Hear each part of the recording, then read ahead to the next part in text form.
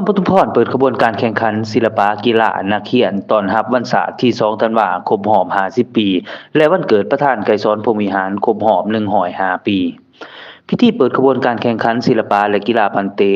นักเขียนชั้นประถมและชั้นมัธยมเพื่อคำนับตอนวันศาสตร์ที่2ธันวาคมรอบ50ปีและวันเกิดประธานไกรสอนพรหมวิหารครบรอบ105ปีได้จัดขึ้นในวันที่19พฤศจิกายนปี2025ที่ผ่านมานี้อยู่ที่สนามกีฬาของเมืองโดยการให้เกียรติเป็นประธานของท่านสมจิตแพงสวัสดิ์กรรมการพรรคแขวงเลขาคณะบริหารงานพรรคเมืองมีท่านกิ่งแก้วนวพงศ์ห้องเลขาคณะบริหารงานพรรคเมืองประธานคณะกรรมการปกครองเมืองท่านแก้วตาญาวงศาห้องเลขาคณะบริหารงานพรรคเมืองประธานองค์การกวดกาพรรครัฐเมืองมีห้องประธานคณะกรรมการปกครองเมืองบรรดาห้องการออมขางเมืองผู้บริหารการศึกษานักธุรกิจผู้ประกอบการครูอาจารย์ตลอดหอดนักกีฬาทั้งหมดเข้าร่วม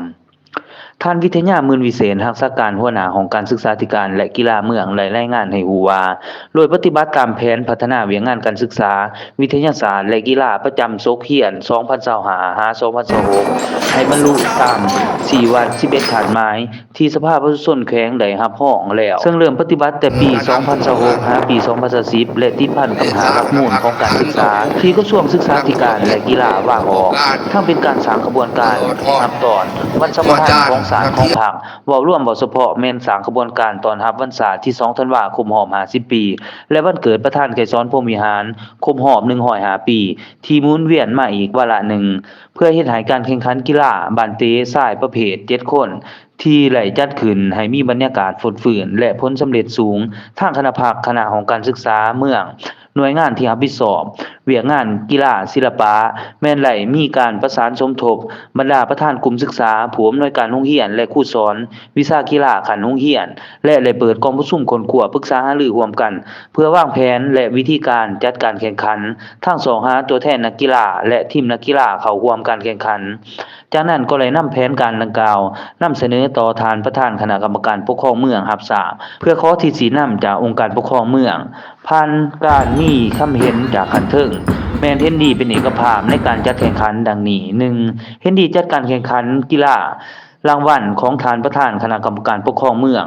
2. นักกีฬาแม่นกำหนดเอา2หุ้นผู้เล่นคือนักกีฬาชั้นประถมศึกษาและชั้นมัธยมศึกษาในนั้นชั้นประถมศึกษามีจำนวน10กลุ่มประถมรวมมี10ทีมชั้นมัธยมศึกษารวมมี8แห่งรวมมี8ทีมสำหรับขบวนการแข่งขันแม้นจะได้ดำเนินไปฮอดวันที่10ธันวาคมปี2025จึงจะสำเร็จจากนั้นท่านสมจิตแพงสวัสดิ์กรรมการพรรคแขวงเลขาคณะบริหารงานพรรคเมืองก็ได้กล่าวมีคำเห็นพร้อมทั้งกล่าวเปิดพิธีขึ้นอย่างเป็นทางการชั้นประถมและชั้นมัธยมศึกษาในตัวเมืองอุดรประจำปี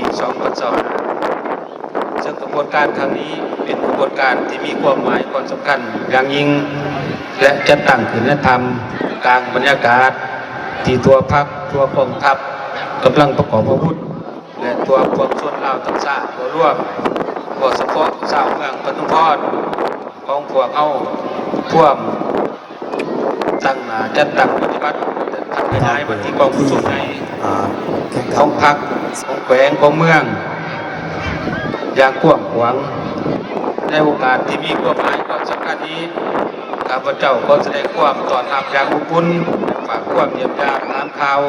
ความสามัคคีหักแพงอันสนิทสนมมายังบรรดาทานแขกที่เขาร่วมพิธีเปิดกระบวนการแข่งขันในครั้งนี้พร้อมเดียวกันก็แสดงความยอมย่อชมเชยต่อคณะรับผิดชอบทุกภาคส่วนที่ได้หางานการเกี่ยวหลักสถานที่ที่การประสานสมทบกับภาคส่วนที่เกี่ยวข้องบอกว่าจะเป็นผู้ฝึกนักกีฬาผู้อาจารย์แต่ก่อนกำลังเฮ็ดให้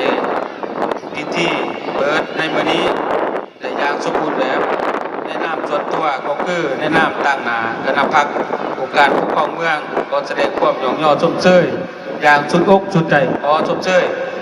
สนับสนุนโดยห้างคำแดงโมบายห้างโทรศัพท์ครบวงจรจำหน่ายโทรศัพท์ทุกรุ่นโทรศัพท์ Android ทุกรุ่นทุกยี่ห้อโทรศัพท์ iPhone ทุกรุ่นทุกยี่ห้อรับประกันสินค้าบริการหลังการขายแบบใส่ใจสถานที่บ้านทางแดง48เมืองปทุมพรแขวงจำปาสักโทร020 979 7663มาเลือกซื้อโทรศัพท์รุ่นใหม่กับบริการดีๆที่ห้างคำแดงโมบาย